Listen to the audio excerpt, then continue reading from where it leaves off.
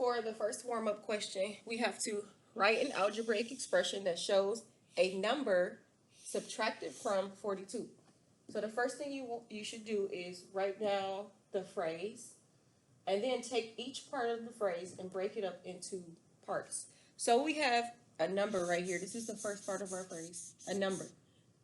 Since we don't know what that number is, we should use a variable here because a variable is a letter that represents an unknown value. And then that number needs to be subtracted from, subtracted from what? 42. So we need to take that x and subtract it from this number right here. So our algebraic expression is 42 minus x and not x minus 42. Because from tells us that we need to start with 42 and not x. And you could also think about it if we said 2 subtracted from, if we said 2 subtracted from 42. If we subtract 2 from 42, we will end up with the answer 40. How do we get 40? We had to first start with 42. From tells us to start with 42 and then take away 2. And that's how we end up with 40. So you have to think of it from that perspective. So if you're saying from, that means you need to start with. This is the same concept as division, when you're picking the dividend in a divisor. All right, the next one. Which of the following represents the expression below? So a number, so that's a variable, subtracted from, so we need a subtraction sign. Subtracted from what? From the quotient of 33 in the number. So the quotient of 33 in the number needs to go first, and then we need to subtract a number which is unknown, so we use an x from that. So we need the quotient of 33 and 11 first. Quotient is the answer to division. So we put that operation, which is division, right in where it says and. Do not change the order. Just put it, the division sign, right in here where it says and. So we'll have 33 divided by 11 instead of 33 and 11. So we just change the operation with and. And then we need to subtract a number. And since that number is unknown, we subtract a variable. And once we get the value of the variable, we can substitute it in and then evaluate the expression. So the correct answer choice is C. And remember, you can pick any variable to use to substitute into the expression for an unknown value. But I like to use X because that's what my teacher used a lot when I learned it. So that's what I like to use. You can use whatever letter you like. The next one, write an expression that means the same as 85 less than the square of a number. 85 less than what? That means this goes last because we need to start with something and then go 85 lower than that number. So what are we starting with? We're starting with the square of a number. And square means that it's an exponent of 2. So this is squared. And remember, this is cubed. This is a number to the 4th power. This is a number to the 5th power. So we need a square of a number. We don't know what that number is, so we can just use a variable and square it. So this is what a square of a number looks like. And then we need to make sure the square of the number is less than 85. So we need to subtract 85 from the square of a number. And there we go. So it's x squared, or whatever variable you choose, to the 2nd power, raised to the 2nd power. And then we subtract 85 from that.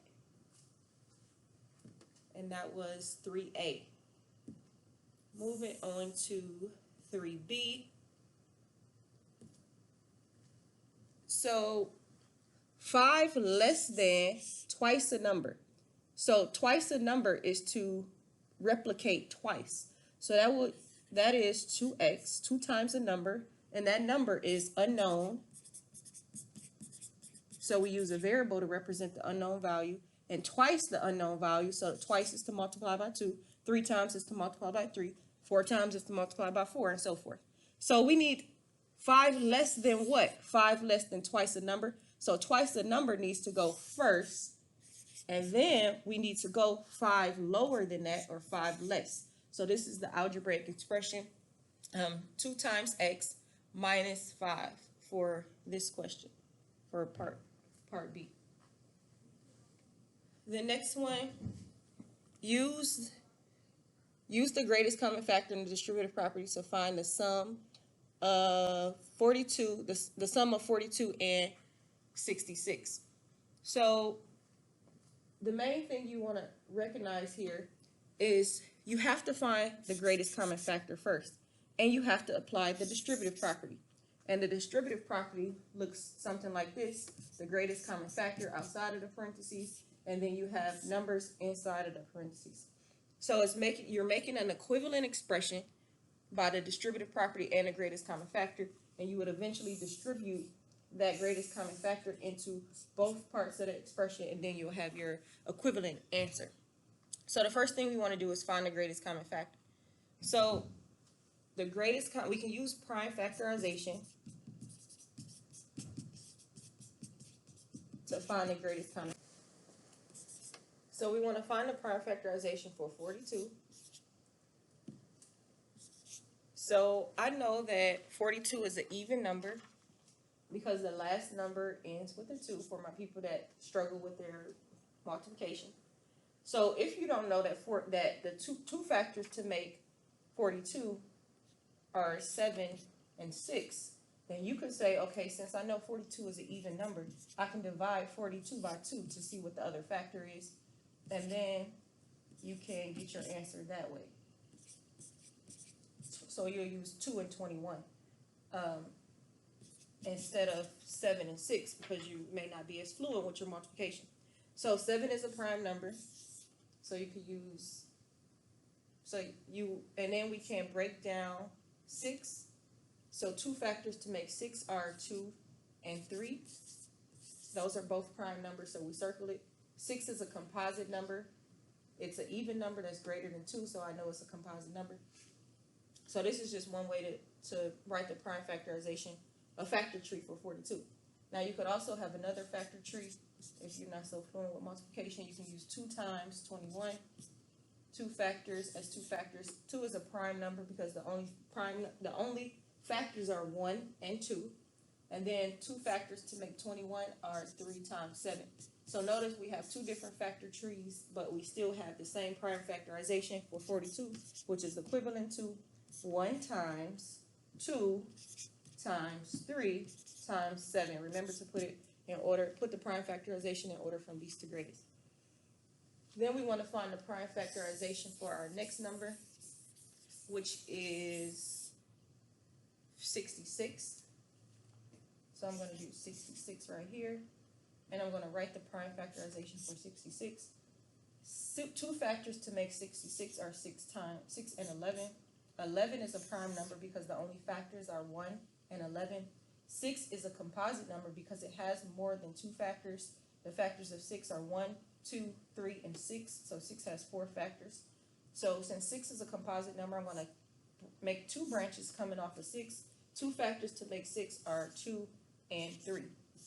And these both are prime because the only factors are 1 in itself.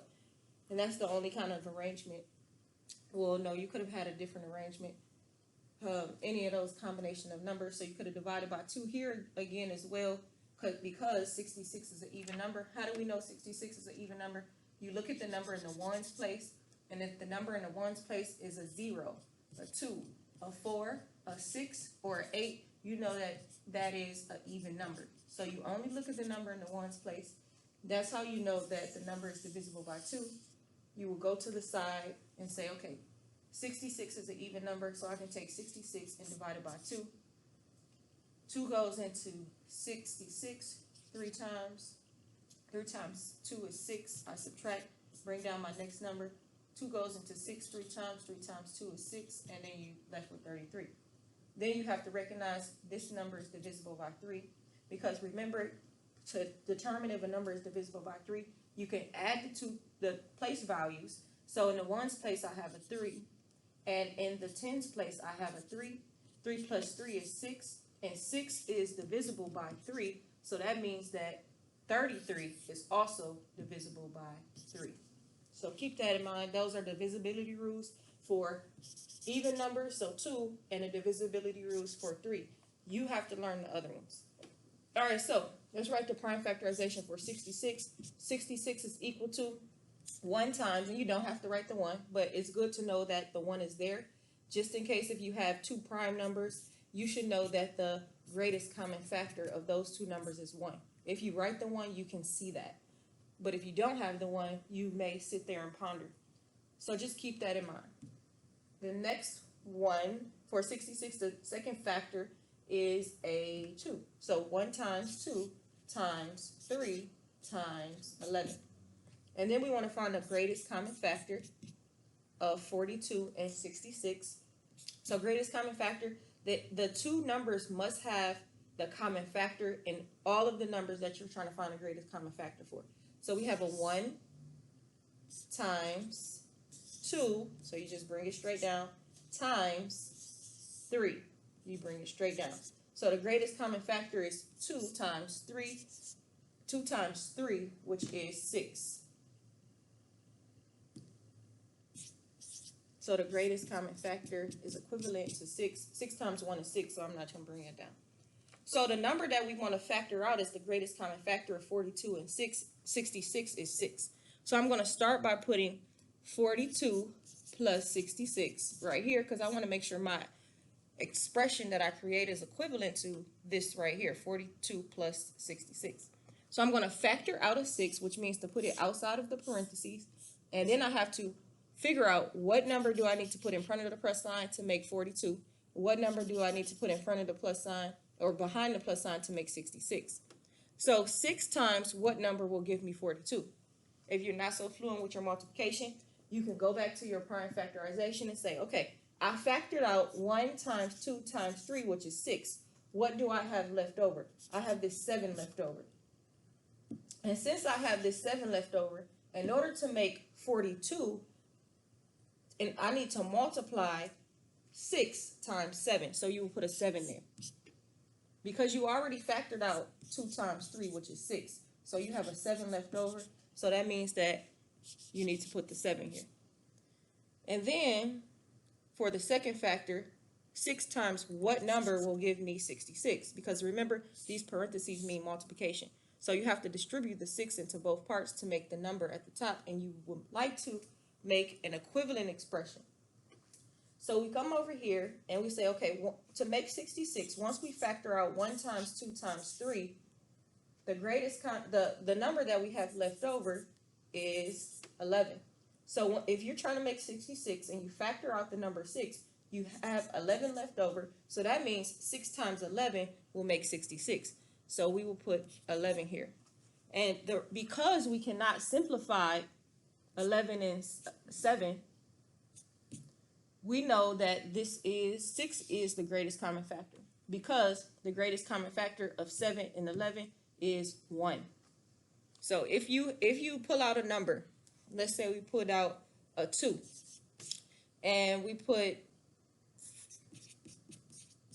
let's say we put out a 2 and we put 21 right here plus 60 plus 33. This is 2 is not the greatest common factor, first off, so this will be wrong. Even though 2 times 21 is 42 and 2 times 33 is 66, this is equivalent, but it's not equivalent by the greatest common factor and the distributive property. It's only equivalent by the distributive property. So you have to be mindful of that. So if you want to make sure you have the greatest common factor, just check the two numbers, the numbers that's separated by the parentheses. And if you can factor out a number from all of those, again, that means that the number that you chose as the greatest common factor is not the greatest common factor. So you can keep that in mind. So let's check this to make sure it's equivalent. So we have 6 times the sum of 7 and 11, and we want to distribute the 6 into both parts. So we have 6 times 7 plus 6 times 11. 6 times 7 is 42, plus 6 times 11 is 66, which is equivalent to my original expression, so I know that this is correct. So the answer that you should have had is 6 times the sum of 7 and 11. Moving on to number 5, you will see several number 4 on your tests, and you will see number 5 on your test. So the student council was preparing for the wellness sale. The members divided each type of the donated items equally into plates. Okay, equally. Each plate contained only one type of item, and every plate had exactly the same number. So we making identical groups. Okay. There are no leftovers with none left over. What is the greatest number of the greatest number of items that could have been placed on each plate? So I know we need to use the greatest common factor because we need to find the greatest number of identical items that was placed on each plate. So whenever you need to find the greatest number of identical groups, you use the greatest common factor. And when you need to find the least amount of time something will occur again at the same time, that's when you use the least common multiple. It's really important for you to know that for your test because you have to use that in more than one way. So I'm going to find the greatest common factor. I'm going to use prime factorization. So I'm going to start with my celery, and I'm going to find the prime factorization for 63. 2 factors to make 63. 9 times 7.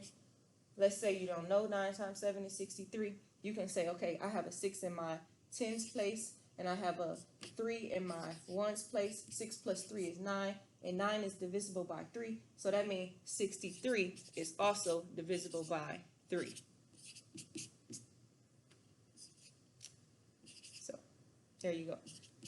So you can go that route or you can go this route. So 7 is a prime number because the only factors are 1 in itself.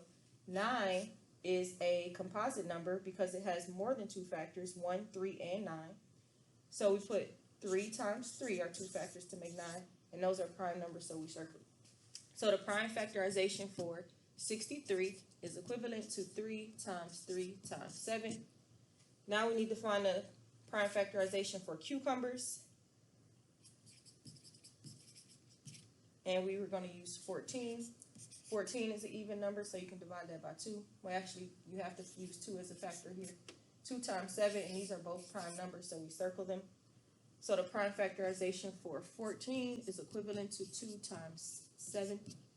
And then we need to find the prime factorization for the carrots, and we need to use the number 35. 2 factors to make 35 are 5 and 7. These are both prime numbers, so I'm going to circle them, and that's the end of my factor tree. So I'm going to write 35 here. 35 is equivalent to 5 times 7. To find the greatest common factor, we have to make sure all 3 of our prime factorizations have a common number. So the only common number that I don't see a 2 in 63 or 35, so I can't circle that. I don't see a 5 or 3 in all 3. So the only common factor that they have here is the number 7. So the greatest common factor is 7. So that means we have 7 items. So we have seven groups of identical items. 7 groups of identical items. Now if they ask how many cucumbers, then you will have to say, well, there will be 3 times 3 cucumbers on each identical plate. If they ask celery, 9, 3 times 3, 9 celeries on each plate. Then you will have 2 cucumbers on each plate, and you will have 5 carrots on each plate. So you have 1, 2, 3, 4, 5, 6, 7 identical plates. You're going to have 9 celeries, because 63 divided evenly into 7 groups is 9. So that means you're going to have 9 celeries on each plate, each of the 7 plates. And then you're going to have 2 cucumbers, because 14 divided by 7 equals 2. So that means if you divide the 14 cucumbers evenly between the 7 plates, you're going to have 2 cucumbers on each plate. 2 plus 2 plus 2 plus 2 plus 2 plus 2 plus 2 is all of the 14 cucumbers, none left over. And if you want to figure out how many carrots are on each plate, you have 35 divided evenly between the 7 plates, and you're going to have the number 5. So 5 carrots on each plate. So how much food, how many items do you have on each plate? So we have identical plate items, and then how many items do we have on each plate? 9 plus 5 plus 2 will give us that answer, which is 16. 16 pieces of fruit. No, you can call it fruit or you can call it vegetables. All right, but the question says, what is the greatest number of items that you have placed on each plate? So you need, since you're trying to figure out each plate, you need the greatest number of identical groups placed on each plate. The greatest. All right, so 7 items. Now this reflection that some people still need to master. So we want to reflect the ordered pair 6 5/10 and -2 across the y-axis. So I'm just going to sketch out my coordinate plane. This is my x-axis, and this is my y-axis. So I'm going to figure out where is this point 6, 2 located. So I start at my origin 6 5/10, 2 located. So I start at my origin 0, 0, and then I go to the right 6 5/10 units since my x-coordinate is positive. So let's say this is 6 5/10 right here. So you go to the right of 0 because to the right of 0 we have positive numbers. To the left of 0 we have negative numbers. Since 6 5/10 is positive, I'm going to go to the right. And then I'm going to go down 2 units because my y-coordinate is negative. The y-coordinate tells you how far to move up or down along the y-axis. So I'm going to say this is -2 right here. So my point will be right here where the 2 numbers intermeet, where the 2 points meet. So this is going to be my ordered pair 6 5/10 and -2. So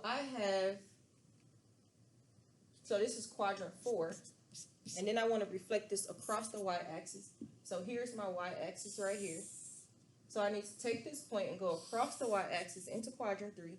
In order to be in quadrant 3, we need to have an x-coordinate. So the x-coordinate tells you how far to move right or left along the x-axis. So since I have to move left along from 0, the x-coordinate should be a negative number. And then since I have to move below 0 along the y-axis, my y-coordinate is going to be a negative number. So my reflection of 6, 5, comma, -2 should have negative sign. So that means I should have the same number, 6 5/10 and 2, and both of those, the x-coordinate and y-coordinate should be negative. You could also remember when you're showing reflection across the y-axis, the y-coordinate stays the same, and the x-coordinate becomes opposite. And that's exactly what I have. Remember, modeling is more concrete. You can easily forget what stays the same and what changes because you have a lot of material to learn this year. So try to make concrete evidence, know where you're starting and what quadrant, know what quadrant that you're going to, and know what type of ordered pair you must have to graph in that quadrant. The next one, reflect the ordered pair -5 for the x-coordinate and 8 and 4/10 for the y-coordinate, both across both axes. So that means we need to move across both axes. When we reflect across both axes, both coordinates become the opposite. So the ordered pair reflected across both will mean that the x-coordinate becomes the opposite, and the opposite of -5 is 5, and the opposite of positive 8 and 5/10 is -8 and 5/10. So that is the warm-up for today. So that's what you should have. Make sure you study and practice each day. Also, get ready for that vocabulary quiz. Words are on page 74, 84, 80, and 87.